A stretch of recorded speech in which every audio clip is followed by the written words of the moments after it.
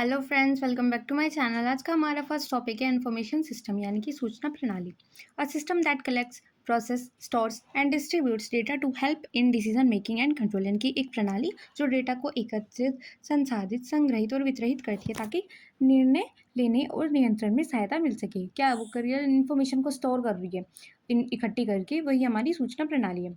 अब जेम्स ए ओ ब्रायन ने कहा है, an information system is set of people, procedures, and resources that collects and transforms and disseminates information, यानी कि सूचना प्रणाली लोगों, प्रक्रियाओं और संसाधनों का एक ऐसा समूह है जो सूचना को एकत्रित, परिवर्तित और वितरित करता है। अब इसके कंपोनेंट्स क्या है? हार्डवेयर, यानी कि हार्डवेयर क्या है? सूचना प्रणाली में प्रयुक्त भौतिक उपकरण जो यूज़ हो रहा है वो हमारा हार्डवेयर है। उसके बाद उसका सॉफ्टवेयर, यानी कि जो उसका प्रोग्राम है जिसके थ्रू वो चलाया जाता है। उसके बाद इसका डेटाबेस, जहाँ पे हमारा डेटा कलेक्ट होता है। उसके बाद नेटवर्क, यानी कि संचार प्रणाली, जो नेटवर्क है, जो कम्युनिकेशन हमारा सिस्टम है। उसके बाद लोग जिनका डेटा है वो, और उनके आईटी पेशेवर्स। अब इसके बाद आते हैं इन्फॉर्मेशन कॉन्सेप्ट्स, यानी कि सूचना अवधारणाएं। Information is process data that is meaningful and useful in decision making, यानी कि इन्फॉर्मेशन या सूचना वो डेटा है जो क्या अर्थपूर्ण हो और निर्णय लेने में सहायक हो, यानी कि जो इंपॉर्टेंट हो।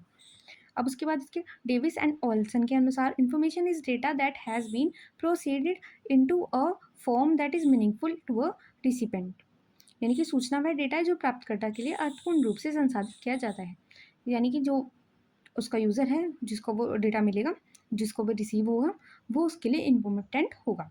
अब इसके बाद इसके प्रकार क्या है? स्ट्रेटेजिक, यानी कि सपोर्ट्स लॉन्ग टर्म गोल्स। अब उसके बाद ये इसके कैरेक्टरिस्टिक्स हैं।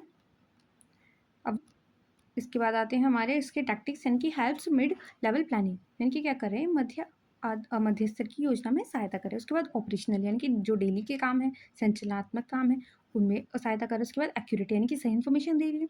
और उसके बाद आता है रिवेनेंट, कनेक्टेड टू द कॉन्टेक्ट, यानी कि संदर्भ से संबंधित, यानी कि जो आपका टॉपिक है। उसके बाद टाइमली, यानी कि जब आवश्यकता हो तब आप उसको अपने डाटा को चेक कर सकते हैं।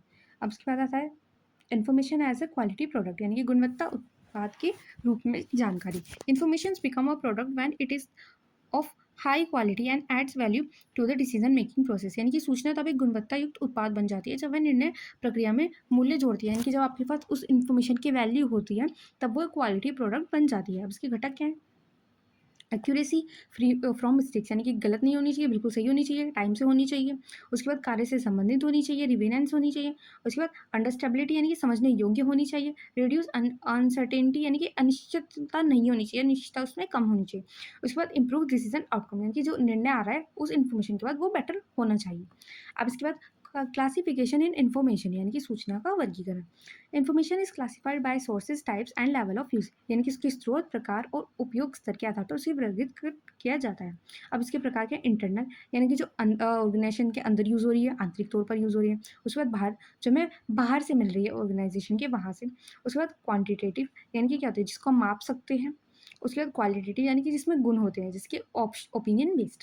अब उसके बाद फॉर्मल, यानी कि जो औपचारिक आपको पेपर पे या फिर किसी भी तरह से दस्तावेज या संरचित रूप में मिल रही है। और इनफॉर्मल, यानी कि जो आपको किसी ने बताई है जिसके पास आपका कोई प्रूफ नहीं है, वो स्ट्रक्चर्ड नहीं है। उसके बाद आते हैं methods of data and information collection, यानी कि डेटा और सूचना संग्रह के तरीके।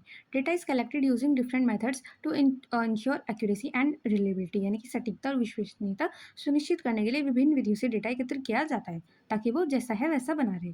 अब इसके बाद इसके मेथड के सर्वे कर सकते हैं आप, यानी कि क्या कर सकते हैं आप? लोगों से अपनी प्रश्नावली दे सकते हैं, उनको क्वेश्चनरीज दे सकते हैं, और उनसे बड़े अमाउंट में आप जैसे कि अपने 100 लोगों को दे दी क्वेश्चनरीज, कि आप उनका आंसर जो आपको लगता है सही वो मार्क कर दीजिए। उसके बाद क्या कर सकते हैं? आप लोगों का इंटरव्यू ले सकते हैं। उसके बाद आप ऑब्जर्व कर सकते हैं कि वो किस चीज़ के प्रति कैसा बिहेव कर रहे हैं। और डॉक्यूमेंट रिव्यू, यानी कि आप क्या करते हैं? जो आपके पास ऑलरेडी रिकॉर्ड है पहले के एनालाइज हुए हुए, आप उनको देख सकते हैं। अब उसके बाद आता है वैल्यू इन्फॉर्मेशन, यानी कि मूल्य सूचना। Information is considered valuable when it is actionable, reliable and relevant, यानी कि सूचना तभी मूल्यवान मानी जाती है जब वह क्रियाशील, विश्वसनीय और प्रासंगिक हो, यानी कि क्या हो? आप उसको यूज़ कर सकें, वो विश्वसनीय हो और उस टॉपिक से रिलेटेड हो। अब उसके बाद इसकी विशेषता क्या है? Actionable, reliable and relevant. And timely यानी कि टाइम से भी मिल जाए। अब उसके बाद एमआईएस एंड सिस्टम कॉन्सेप्ट्स यानी कि एमआईएस और सिस्टम अवधारणाएं। एमआईएस या management information system is the structured approach of integrating system to support managing task. यानी कि एमआईएस क्या है? एक संगठित प्रणाली है जो प्रबंध कार्यों का समर्थन करती है, यानी कि वो क्या करती है? आपको मैनेजमेंट के लिए इंफॉर्मेशन देती है। अब ये क्या करती है? इंटीग्रेटेड यानी कि क्या करती है? डेटा को कलेक्ट करती है और जोड़ती है जहाँ पर उसका यूज होना है। उसके बाद कोऑर्डिनेशन यानी कि सभी विभागों में जो भी आपके डिपार्टमेंट है उनको तालमेल मिलाएगी, उनको समन्वय बिठाएगी, अलाइन करेगी। उसके बाद क्या आता है? स्टैंडर्डाइजेशन, जिनकी कॉमन प्रोसीजर्स एंड फॉर्मेट्स यानी कि समान प्रक्रियाएं और प्रारूप। उसके बाद आता है ऑटोमेशन। क्या आती है? मैनुअल कार्य पर कम निर्भर करती है और इंटरनेट पर ज़्यादा करती है, तो ये इलेक्ट्रॉनिक रूप में होती है। उसके बाद आते हैं एमआईएस एंड सिस्टम एनालिसिस यानी कि एमआईएस और सिस्टम विश्लेषण। MIS analysing MIS involve studying it's requirement functions and potential. यानी कि एमआईएस का विश्लेषण इसकी आवश्यकता, कार्य और संभावनाओं का अध्ययन करना है, जो उसकी नीड है, जो इसके कार्य हैं और जो उसकी संभावना है। इसके स्टेप्स क्या है? रिक्वायरमेंट एनालिसिस यानी ये क्या कर रहे हैं? आपको उपयोगकर्ता की जो ज़रूरत है उनको समझ रहे हैं। सबसे पहले क्या करें? आवश्यकता विश्लेषण की क्या नीड है। उसके बाद फिजिबिलिटी स्टडी यानी कि व्यवहार्यता अध्ययन। चेक्स कॉस्ट एंड प्रैक्टिकलिटी यानी कि लागत और व्यवहारिकता की जांच कि वो कितनी व्यवहारिक है। उसके बाद system design, create layout and process flow यानी कि प्रणाली डिज़ाइन और जो है वो है संरचना और प्रक्रिया प्रवाह बनाना, यानी कि एक तरह से आप उसको संरचना कर रहे हैं। उसके बाद आता है इवैल्यूएशन की टेस्ट सिस्टम परफॉर्मेंस यानी कि क्या कर रहे हैं आप? आपकी प्रणाली की कार्य क्षमता की जांच कि आपने जो प्रणाली बनाई है, जो आपने अपनी योजना बनाई है, वो किस प्रकार से कार्य कर रही है। उसके बाद आता है कंप्यूटर सिस्टम डिज़ाइनिंग की computer system design. Designing the computer system is essential for ensuring performance, security and ease to use. इनकी कंप्यूटर प्रणाली का डिज़ाइन उसकी कार्यक्षमता, सुरक्षा और उपयोग में आसानी के लिए आवश्यक होता है। यानी कि क्या होता है? वो सिक्योर होना चाहिए, बेटर होना चाहिए और उसको ईज़िली यूज़ करना चाहिए, मतलब किया जाना चाहिए। उसके बाद आते हैं इसके कंपोनेंट्स क्या हैं? इनपुट आउटपुट डिज़ाइन यानी कि user friendly data entry output यानी कि उपयोगकर्ता को ईज़ी पड़े उसमें लॉगिन करना। उसके बाद आते हैं इंटरफेस डिज़ाइन यानी कि क्या कर रहे हैं वो?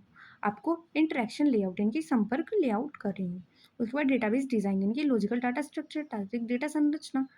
उसके बाद आते हैं सिक्योरिटी यानी कि प्रोटेक्शन फ्रॉम थ्रेट्स यानी कि खतरों से सुरक्षा, जो आपका आपने डेटा दिया है वो सेफ होना चाहिए।